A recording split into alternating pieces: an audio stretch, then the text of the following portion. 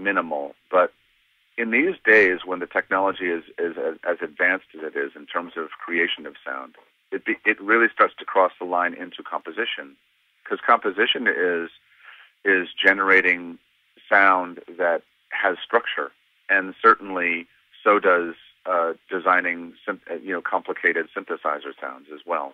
So there's an interactive part of that. It's almost the same thing, but with different tools.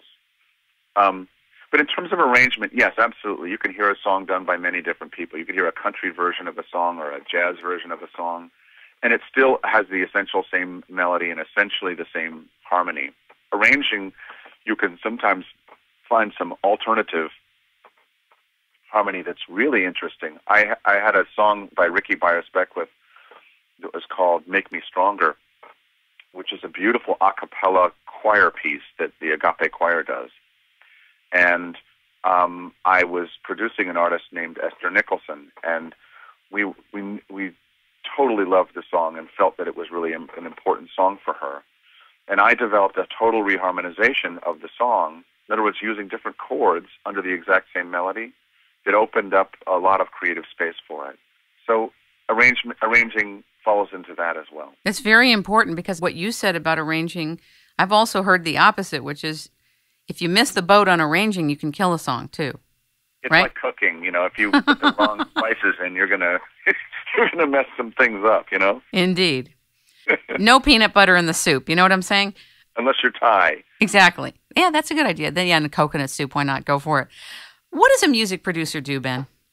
Music producer is sort of the person who, well, there's a couple of levels to this. On the most basic level, the producer's job is to capture the essence of an artist and create a musical product from that is able to be heard within the environment of how people listen to music. So, in other words, it's their responsibility to deliver the artist in the form of a disc or in the form of a piece of music.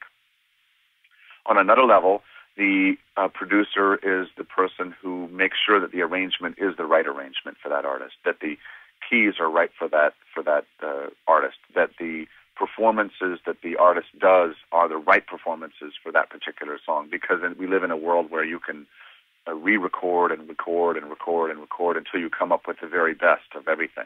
What happens if a music producer likes a particular arrangement and the artist doesn't like it?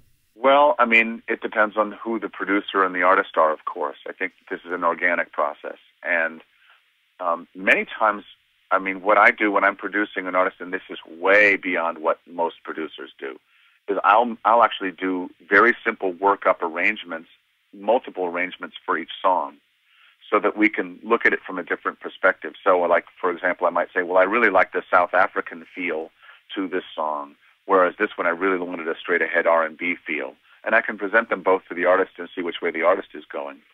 But it's an iterative and back-and-forth process between the artist and the producer in order to discover who that artist is. Sometimes the artist comes to a producer and they don't really know who they are yet. And so we have lots of very deep conversations about what it is that drives them, what is their mission that stands behind the music that they are creating. I'm so fortunate to have worked with an Esther Nicholson or a Charles Holt, who is from The Lion King. These are people who have books that they're writing that have a total mission, a committed mission that they're dedicated to. So those things can act as clarifiers for the type of production that I want to create. How do I want this artist to be perceived? How do I want this artist to bring their gift forward? In what ways do I want to reserve parts of the artist? You know what I'm saying? Yeah, it's almost like a midwife position. It really is, and it crosses into therapy at sometimes. Sounds like what I do at the rainmaking company. Is that right? Okay. Part of it, yeah. Really, Good. I should charge for midwifery services and call it what it really is.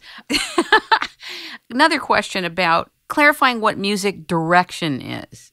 What does a music director do? Music director, well, there's actually two different kinds of music directors, and I fulfill both of those qualities. One would be where there was a group, a band, for example, that needed to back up an artist.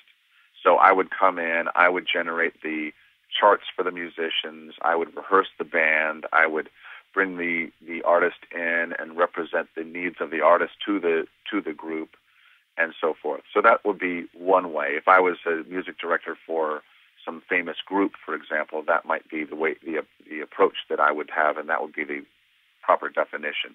I've also been hired as a music director for events where people have 20 different artists that are coming in. And so there, it's a different level of challenge because you have a very finite amount of time to be able to pull a show together that's world class. And I only really want to produce something that's really good. So for me, that's a little more complicated because I'm interfacing with 20 artists, and then I'm dealing with a finite resource, which is the group that's going to be backing them up, for example. So I have a drummer and a bass player and a guitar player and a percussion player and maybe a horn player or something along those lines. And then myself playing piano, for example. And there we have a very tight schedule, and it takes a high level of organization to do that. So I've also done that kind of work. I don't know if that's descriptive enough. Sure. What's it like working with Chaka Khan? Chaka Khan! I haven't worked enough with her to be able to give you a sense of that. I just, I played a few times with her, and she's... That's legendary, isn't it? Truly. I was just so touched and so honored, of course. And she was as sweet as could be. And she's somebody who I love the word nonlinear. And what I mean by nonlinear is that the magic comes in. I try to reach for that in my music, that there's a point where I can no longer actually explain what just happened. That's what I'm really looking for. And she has that quality where she just starts to sing, and, she may not be exactly in tune on this or that note, but you listen back and you go, it's totally right. And that she meant to do that, you know what I mean? So she has that nonlinear quality where she can take you to another world. You know how I first heard about her?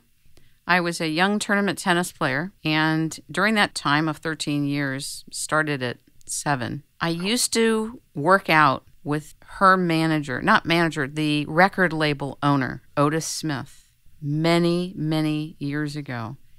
And that's how I heard about Chaka Khan, because he gave me her record. That first Chaka Khan. Chaka Khan.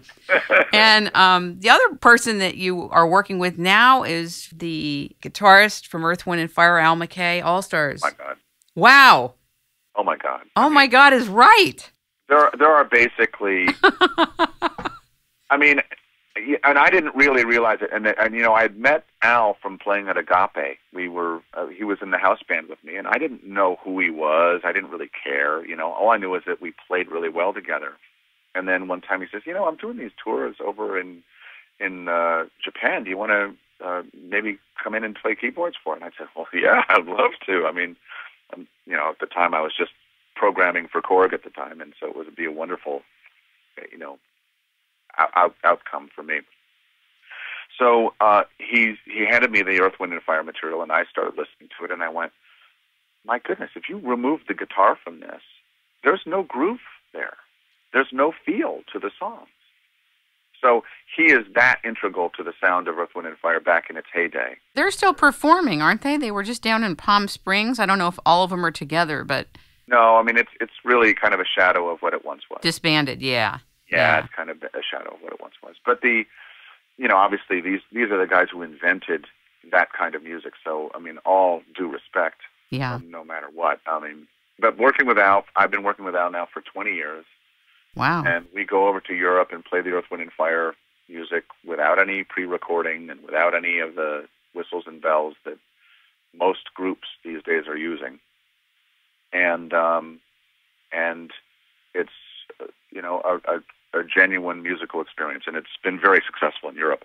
That's what I love about music, is that it's timeless. Yeah, the good stuff is. Yeah, the good stuff is timeless. What led you to work on Michael Jackson's music?